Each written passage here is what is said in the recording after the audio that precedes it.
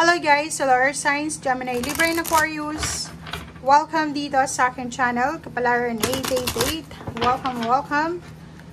Air Signs, Gemini, Libra, and Aquarius. I hope na makuha mo ang energy sa weekend na to. So, kunin natin ang lahat ng energy dito.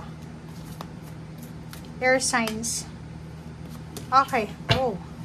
Air signs number 1, number 5, number 2. Wow. So, nakikita ko sa'yo dito this weekend, air signs. Napakaganda ng baraha mo. Sobrang blessed ka. Kasi isang expected or unexpected blessings from the universe ang posibleng uulan sa buhay mo. So, if you're expecting ng relationship, babae ka ba or lalaki, ano man ang gender mo, sinasabi ng barahan na kung may asawa ka na, looking for a relationship ka, nasa tamang tao ka, 'di ba? Yung manliligaw sa iyo or lililigawan mo is maganda yung ano nyo, yung parang aura nyong dalawa. Okay, balance. And posibleng makatanggap ka ng bulaklak sa asawa mo kung babae ka, posibleng makatanggap ka ng bulaklak galing sa anak mo kung babae ka din. And nakikita ko sir dito na sobrang ganda ng takbo ng iyong pamilya, 'di ba? Balanse. Meron din na, since meron ditong vast universe, sinasabi na isang unexpected na blessings from the universe sa pamamagitan ng baby, anak, or additional member ng family ang posibleng dumating sa'yo. Okay? Manliligaw din. Kung naghahanap ka ng manliligaw, pwedeng may matagpuan ka sa weekend na to, naliligawan ka. Or pwedeng may nag-iisip sa'yo na gusto kang asawahin. Parang ganon.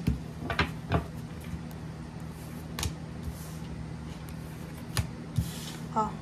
Hindi lang pala love life, hindi lang pala pamilya. Nakikita natin dito na sa weekend na to, isang hindi inaasahang income, money, flow of money, windfall of abundance of money, puro lang siya money, physical things and tangible things, pera, ang posibleng darating sa'yo. So, pwedeng hindi mo to in-expect diba? Hindi mo siya in-expect. Pwedeng isang mayaman, stable na individual na nangangailangan ng serbisyo mo, ang tutulungan ka or babayaran ka para sa tulong na gagawin mo sa kanya, like sa mga kung ano man tong kailangan niyang gawin or kailangan mong gawin, and yun, makakatulong to sa'yo. Okay? May posibleng magbibigay din sa'yo ng financial help na wala lang na pwedeng inheritance, or pwedeng may mga tao sa paligid mo na kung may mga struggle kayo sa pera, willing sila na bigyan kayo ng assistance or help. Okay?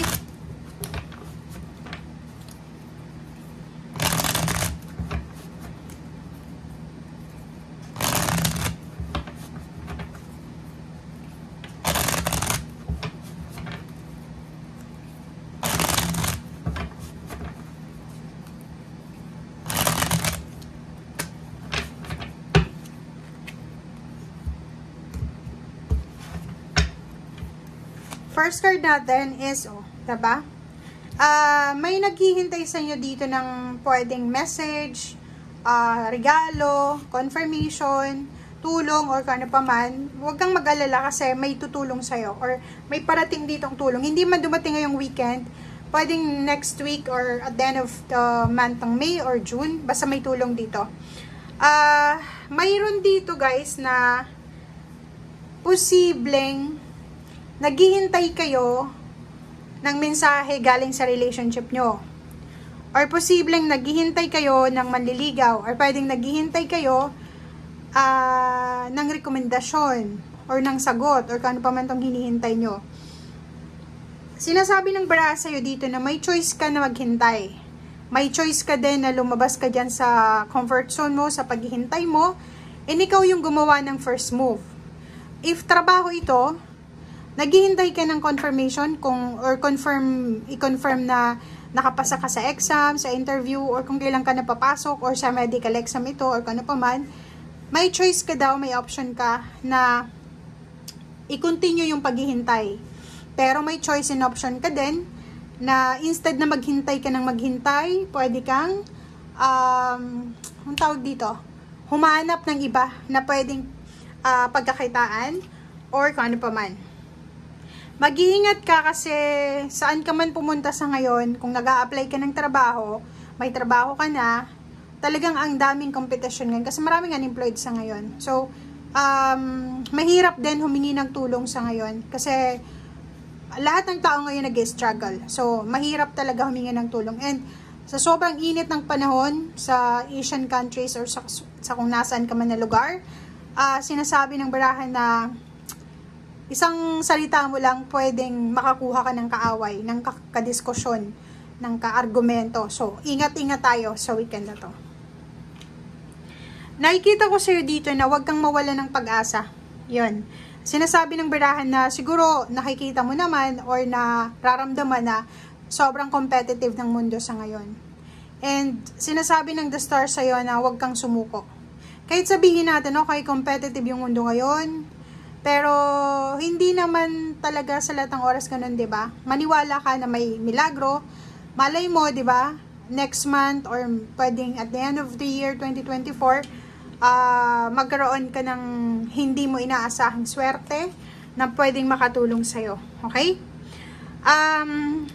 Tungkol naman sa relationship, it's either family life, yung minamanifest mo, lalo na yung mga Libra dito or Gemini or pwedeng Aquarius na nagmamanifest na mabuntis, makabuo ng pamilya, magkaroon ng relationship, may kasal, ay posibleng mamanifest mo yon.